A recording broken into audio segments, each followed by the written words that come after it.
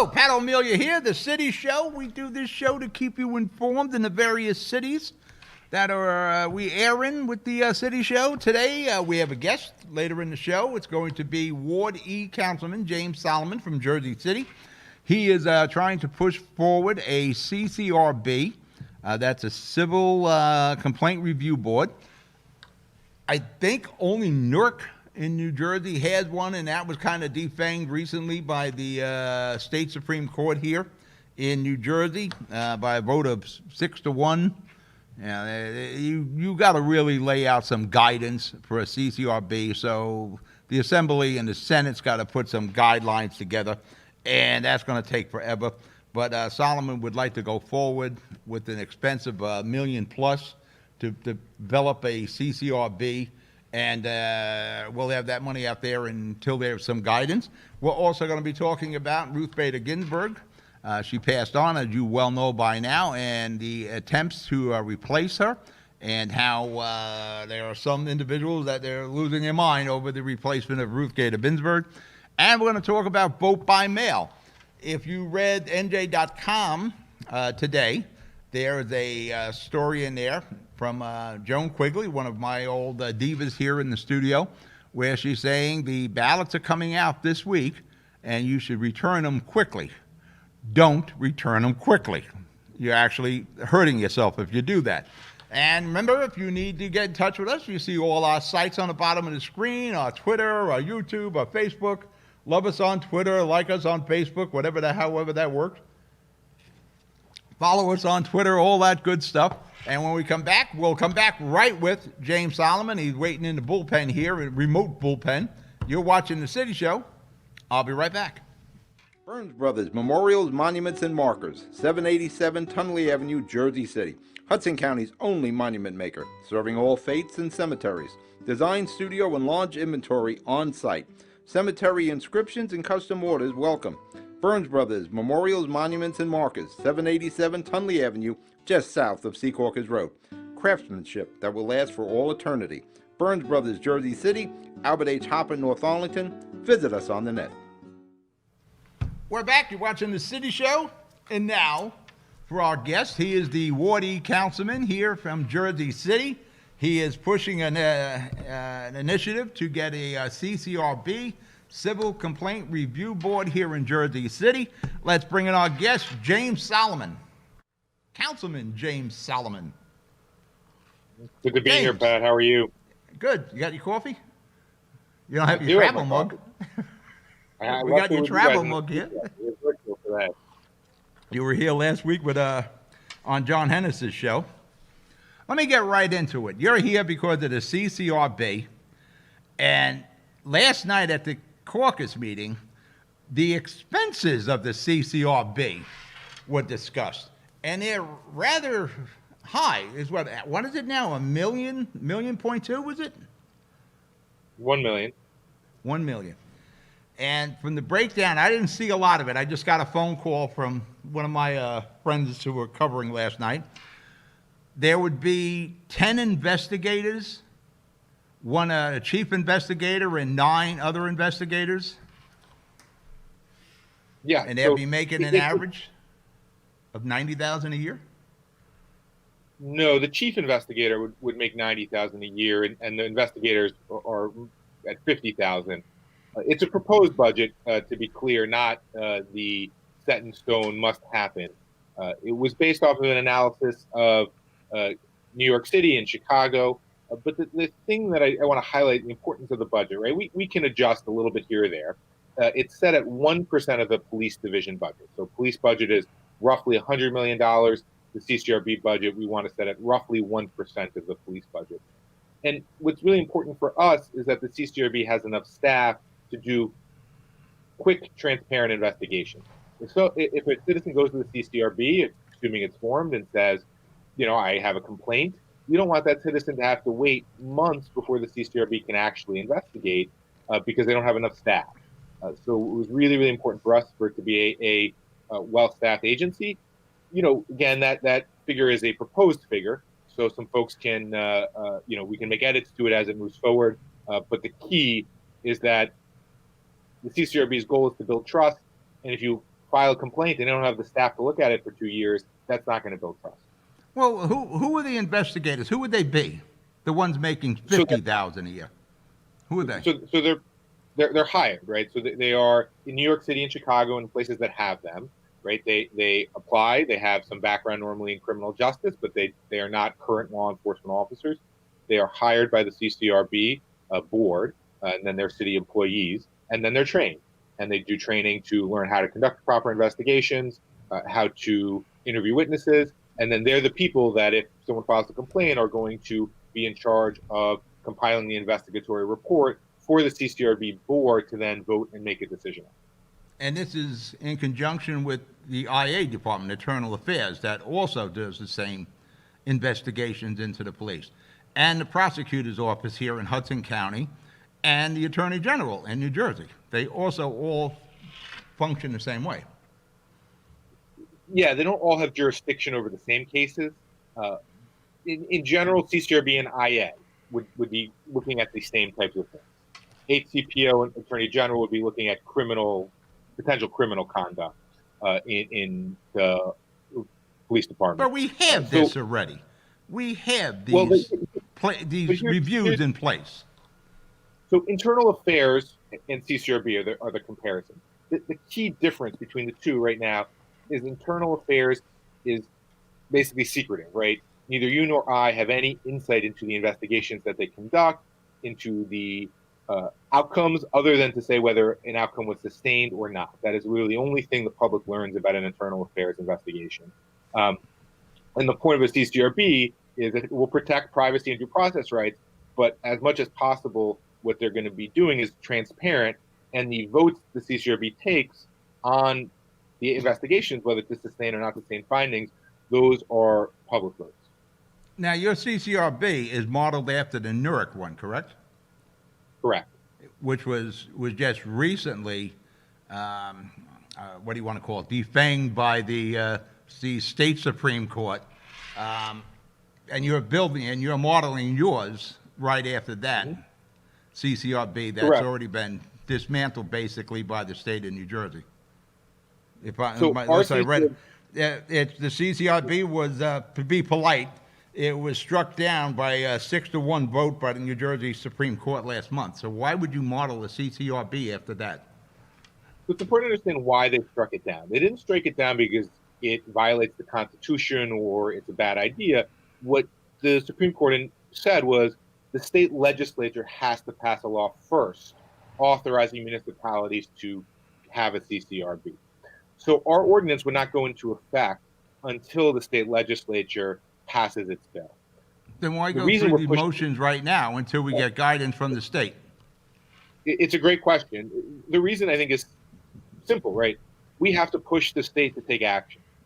If we sit on our kind of hands and say, hey, look, state, you may do it, you may not do it, we're just going to wait. We're not pushing our policy proposals. We're not influencing the direction of the state government. And our purpose is to take formal city action, align with Newark. We might not be exactly the same as Newark, and then send a clear message to Trenton, which is that Jersey City and Newark have both said, the two largest cities in the state, have both said, we want this. You must deliver for us. Why would I put $1 million into this now when we have no guidance from the state and you have no subpoena power, you have no investigation power? Why would I build a CCRB now and fund it with taxpayer dollars? It's a good question. It doesn't go. I know it is a complicated scenario here that we're working on. So it will not go into effect until the state takes action. So that funding mechanism, the $1 million, none of that will come until the state says go. All right. Why don't we table this until the state says go? Now, also, you were looking to defund the police, or at least slash their budget, before you came up with the CCRB. And one other thing, what incident raised the level, in your opinion, that we need a CCRB? What was it? So it was the incident on Bostwick Avenue. So on Bostwick Avenue, the firework incidents with the Roman candles. No, the fireworks was I believe that was Arlington. Bostwick was the one. There was a street fight on the avenue. police officers were called, and in the process, ended up using force to stop the fight that was happening. Oh, that was the crowd scene on the sidewalk. Correct. The crowd with on the the female sidewalk. cop. No, that was Neptune Avenue. Sorry. No. Bostwick was the one where an officer took out his baton and was using it pretty forcefully. So, and that was before the George Floyd murder in Minneapolis. But just to speak to the Bostwick Avenue one, and then happy to answer the other questions. But so the reason to me that was so important for CCRB is footage came out, and the next morning, the mayor, the public safety director, police chief, city council members all held a press conference. And the formal message of the press conference was that all the conduct was appropriate.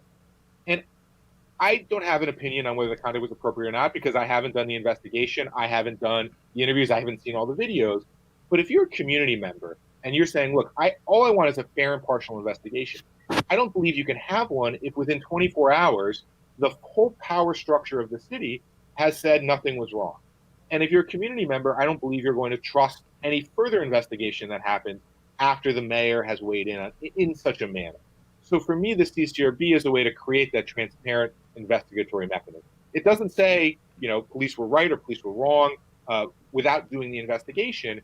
But to me, that's what's so important about having a clear investigatory process that people can trust. Consumer Carpets, 3408 Kennedy Boulevard in the Jersey City Heights, your one-stop store for residential and commercial floor treatments, carpeting, linoleum, tiles, laminates, hardwood floors, area rugs, remnants, all major brands, all in stock. Free estimates, same-day installation. Consumer Carpets, it's savings, selection, installation. Credit cards and debit cards accepted. Financing available. Consumer Carpets, price to fit your budget, installation to fit your schedule.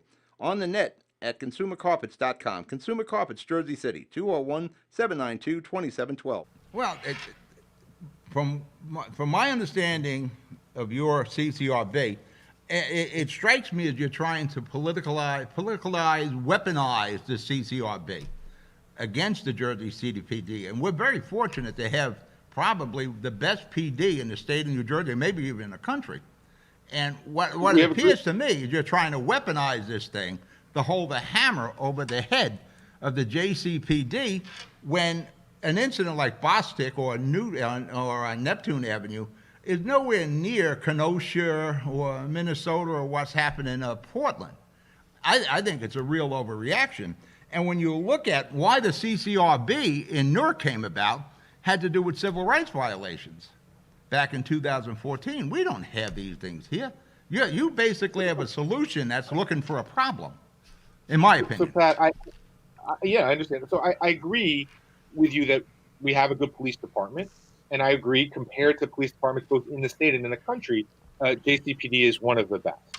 But to say that is also not to eliminate the idea that there are problems and there are challenges. So let me give you two facts for Jersey City specific, right? Not any other city.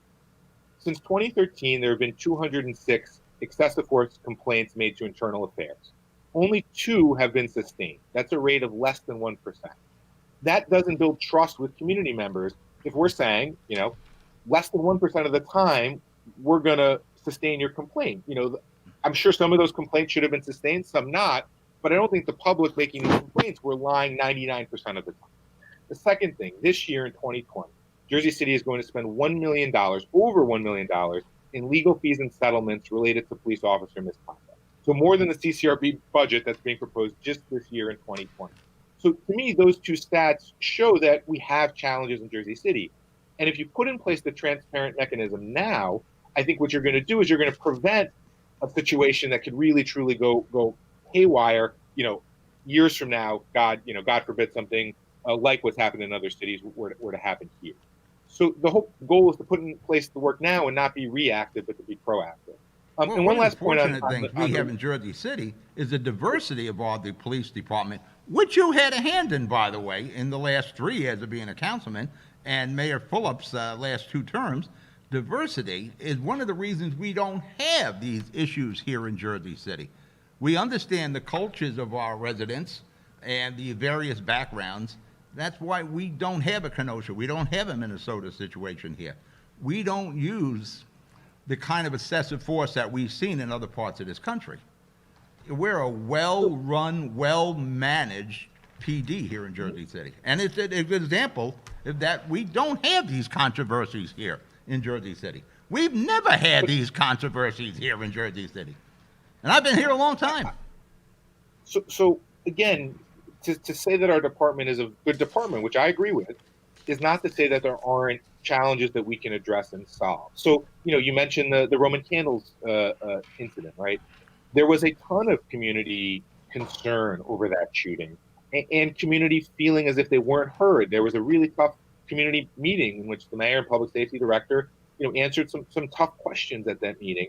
And again, what the CCRB does, what the CCRB does, though, is it sets up that, again, transparent process. And it's important because you mentioned this earlier for me to really hit on this. It is a board that builds trust in the long run between community and policing. So we added to the board from hearing feedback from our proposal, a former law enforcement officer. We recommend having PACO make nominations. PACO is a group that has police officers on its board that works on recruitment. And any nomination that is made to the board has to go through the city council.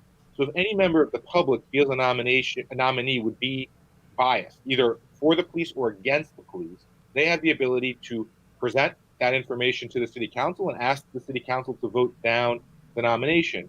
So the board isn't being weaponized. It is not pro or anti-police. It is pro-community and pro-trust.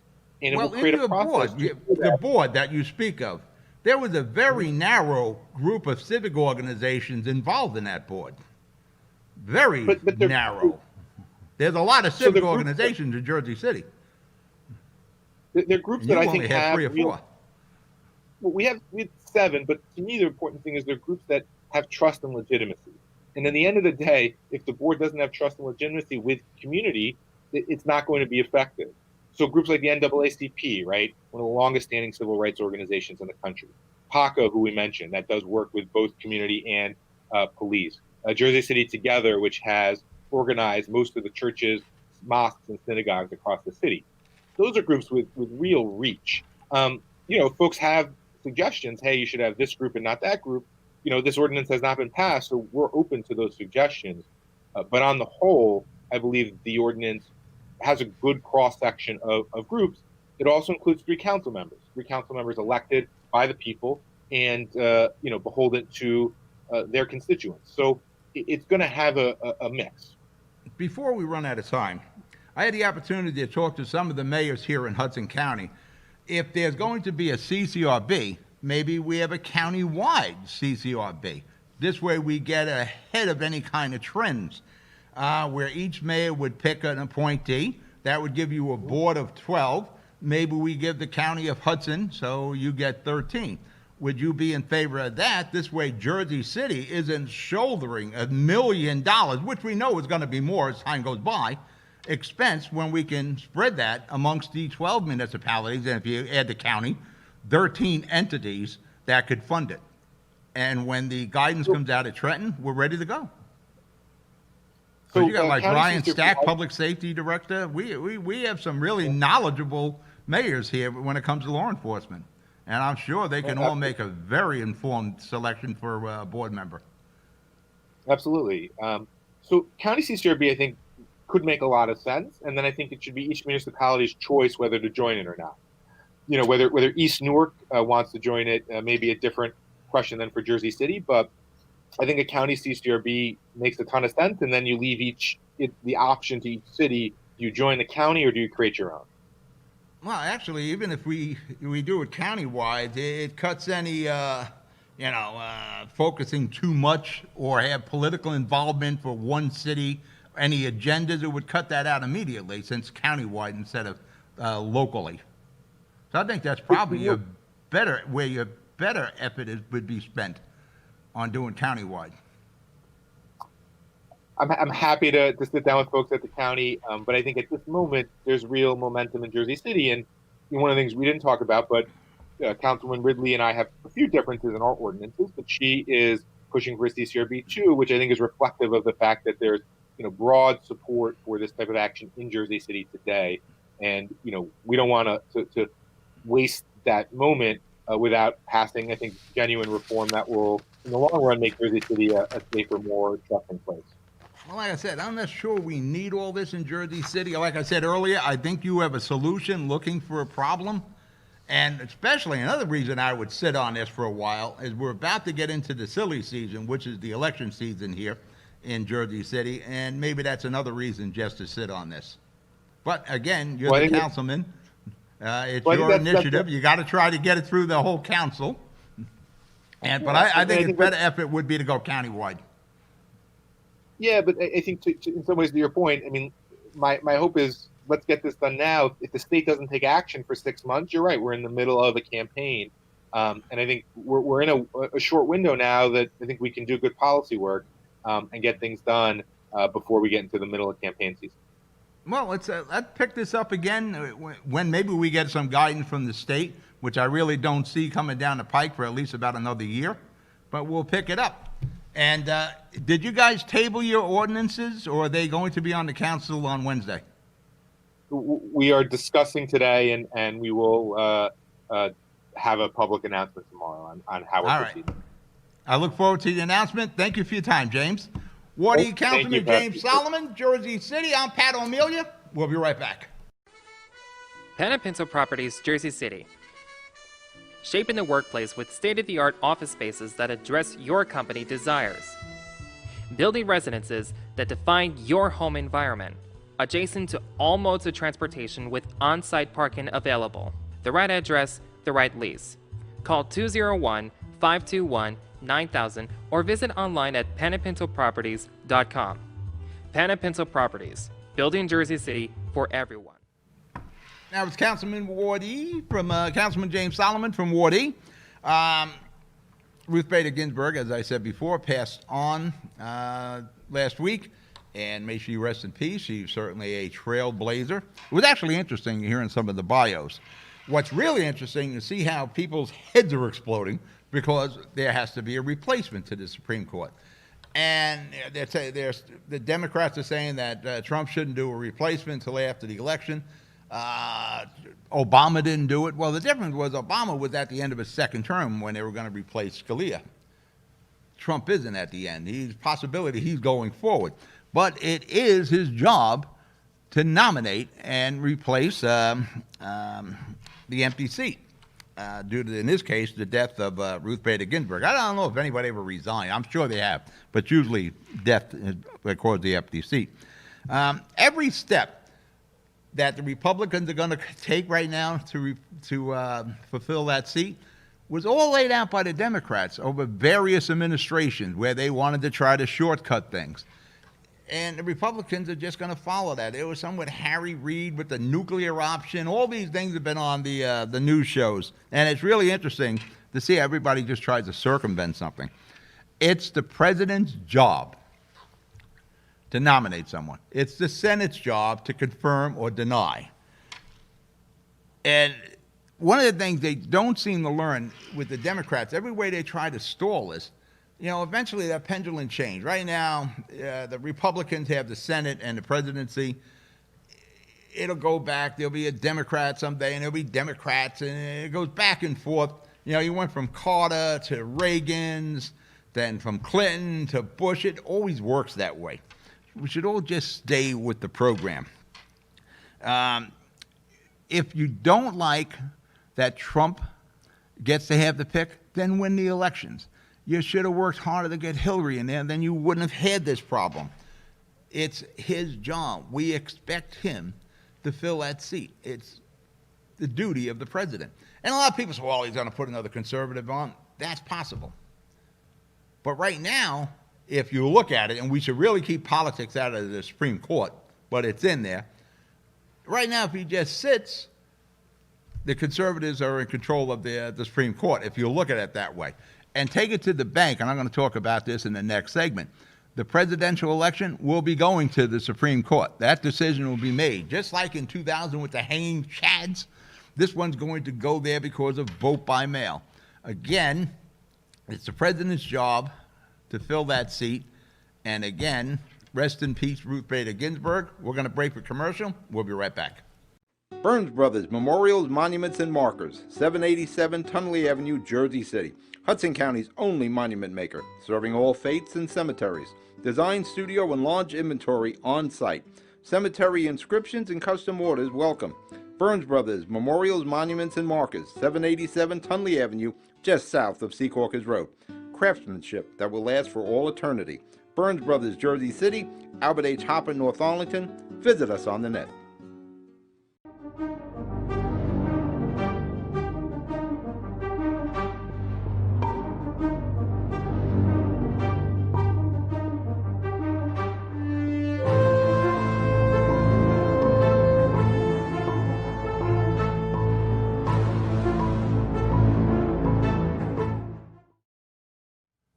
We're back. You're watching The City Show. Pat O'Melia here, your concerned resident there. On NJ.com today, there is a story by Joan Quigley, former Assemblywoman. She used to host the show here not in this studio, Jersey City studio. And Joan is saying that the ballots are going to be mailed out this week in Jersey City in particular. Supposedly, I think Ward D is getting theirs, Ward B, and I believe C. They're being mailed out this week, and by next week, I guess all the Hudson County ballots will be out. And Joan Quigley is advising you to return them quickly. No, you don't want to return them quickly. That would be wrong. If you got the ballot, say Friday, and you filled it out and you mailed it out Friday afternoon or Saturday morning, you shorted yourself. What you should be doing is waiting. The election season is basically just starting. You know, we got the COVID-19. It's a different kind of election season. There's campaigning to be done. There's candidate interviews to be done. There are debates to be done. I know in the studio here we're going to do a Ward D debate for the special election to fill the remaining term of Michael Youn. There, I believe, 3 presidential debates. If you vote this week, you're not getting informed. You're not making an informed vote. You're not getting all the information you need from these candidates. You got to get to know the candidates. You got to get to see the candidates. You got to understand their platform, how their victory will affect you. And you don't know that if you're going to sit there, get your ballot on, say, Friday afternoon, fill it out, and mail it at Saturday morning. You're missing all the information that will be out there as the campaign season goes on.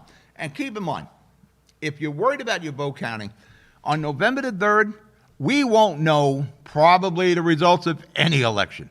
I'm going to tell you what, I don't think we're going to know the results of most of these elections for at least 3 to 4 weeks after.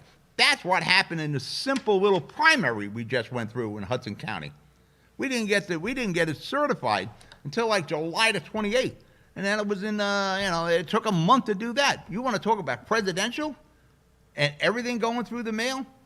The mail has a hard time getting my mail into the P.O. box on a regular basis. You're going to expect them to process all this mail? Take your time, because November the 3rd, we're not going to know who wins.